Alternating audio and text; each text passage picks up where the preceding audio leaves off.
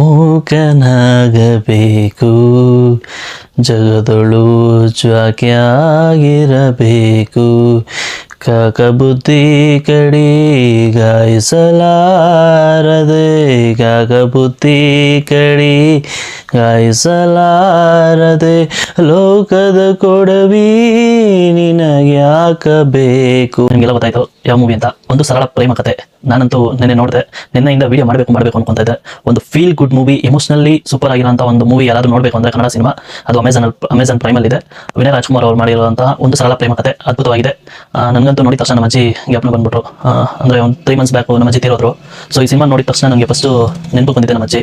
So family ಹೊಂದಿದ್ದು, ಮತ್ತೆ ನಮ್ಮ ಕಣ್ಮುಂದೆ ಇರೋ ಪ್ರೀತಿನ ಬಿಟ್ಬಿಟ್ಟು ಬೇರೆ ಎಲ್ಲೋ ಹುಡ್ಕೊಂಡು ಹೋಗ್ತಾ ಇರ್ತೀರಿ. ಬಟ್ ನಮ್ಗೆ ಗೊತ್ತೇ ಇರಲ್ಲ, ನಾವು ಹುಡ್ತಾ ಇರೋದಿಲ್ಲ ಇರ್ತಿದೆ, ಬಟ್ ನಮ್ಗೆ ರಿಯಲೈಸ್ ಆಗಿರಲ್ಲ.